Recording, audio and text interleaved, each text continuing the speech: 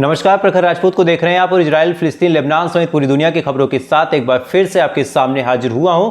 लेकिन इससे पहले कि आपको इजराइल, फिलिस्तीन, लेबनान या फिर क्या कुछ पूरे मिडिल ईस्ट में हुआ इसके बारे में बताऊं, आपको स्क्रीन पे एक वीडियो दिख रहा होगा।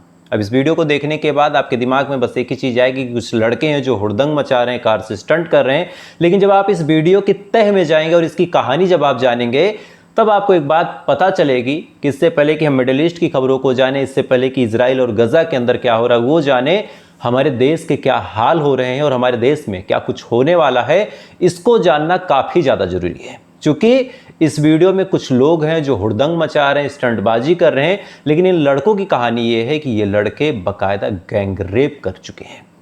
गैंग रेप के आरोप में ये जेल में बंद हैं और 19 महीनों बाद ये जमानत पे जब बाहर आते हैं तो आने के बाद बाकायदा इनका एक रोड शो होता है। 25 से 30 इनके सपोर्टर होते हैं जो इनके साथ खड़े होते हैं। खड़े होने के बाद बाकायदा ये रैली करते हैं और उस रैली में भी ऐसा नहीं कि शांतिपूर्ण तरीके से इनका काफिला जाता है। ये बाकायदा उस रैली में गाड़ियों के बाहर, शीशों के ऊपर, सनरूफ में, वहां पे निकल के बाकायदा ये स्टंटबाजी करते हैं। बाकायदा रील बनाते हैं, रील सोशल मीडिया पे वायरल होती है और तब लोग सवाल उठाते हैं कि भाई साहब ऐसा है, आपने जो किया वो कोई अच्छा काम नहीं था।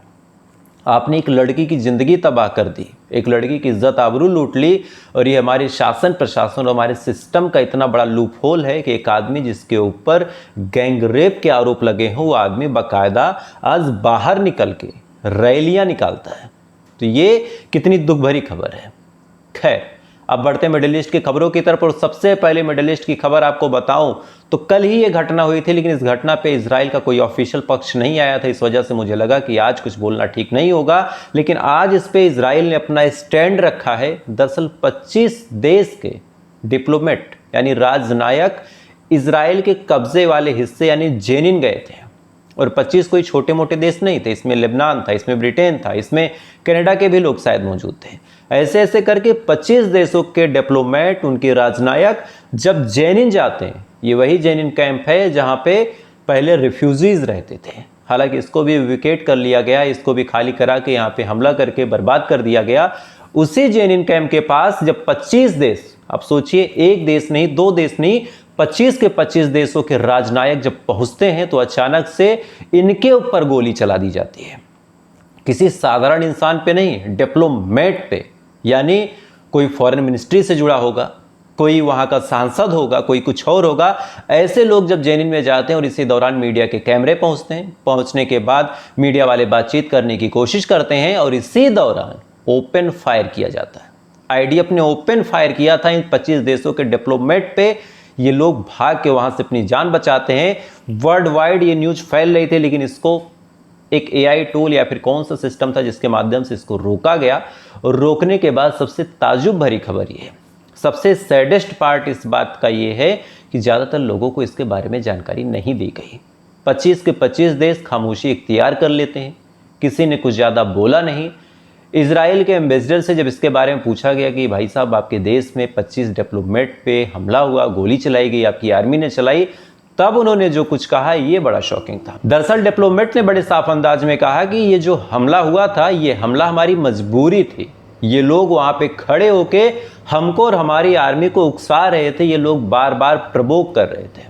अब यहाँ पे बड़ा सवाल ये निकल के सामने आता है कि अगर डिप्लोमेट वहाँ पे खड़े थे, मीडिया के सामने बाइट दे रहे थे, तो ऐसे हाल में हमला या फिर गोलीबारी का कोई मतलब क्या बनता है। और एक डिप्लोमेट पे गोली चलाना मतलब उस देश के ऊपर हमला करने जैसा होता है। लेकिन इजराइल ने अकेले 25 देशों के डिप्लोमेट पे फायर किया। जब पूछा गया तब इन्होंने कहा कि भाई हमें लगा कि हमें उकसा रहे हैं तो हमने गोली मार दी। खैर, अब इसको लेके भी ना यूएस, ना यूके, ना फिर किसी और मुल्क ने कोई प्रतिक्रिया नहीं दी।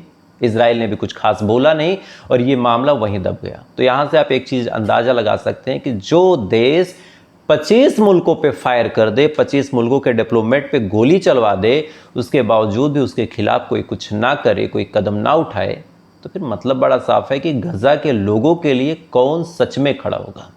ये चीज़ आप अपने दिमाग से खुद सोचिए कि 25 देशों के डिप्लोमेट पे गोली चलाने के बावजूद अगर कोई कुछ नहीं बोल रहा, तो फिर एक देश और उस देश में कुछ मजलूम, मासूम, दबे कुचले से लोग, उनका सिर्फ ऊपर वाला ही मालिक है। और ये बात आपको समझनी पड़ेगी। खैर, बढ़ते हैं दूसरी खबर की तरफ और दूसरी खबर निकल के सामने आ रही है कि आयरलैंड और फ्रांस ने इस समय इजराइल के खिलाफ एक मोर्चा खोल रखा है। सबसे पहले इसमें यूके शामिल था। यूके ने बाकायदा टैरिफ लगाया था, सैंक्शंस लगाए थे और जो टेबल टॉक हो रही थी ट्रेड को लेके उसको भी कैंसिल किया था, जो कि इजराइल जो कुछ गाजा में कर रहा है वो बड़ा गलत। अब इसी कड़ी में एक नाम और निकल के सामने आ रहा है फ्रांस का। फ्रांस ने सीधा सीधा इजराइल को धमकी देते हुए कहा कि अगर गजा के ऊपर जो हमले हो रहे हैं इन हमलों को रोका नहीं गया तो हम आपका पूरी तरीके से बाइकआउट कर देंगे, आपके ऊपर सैंक्शंस लगा देंगे।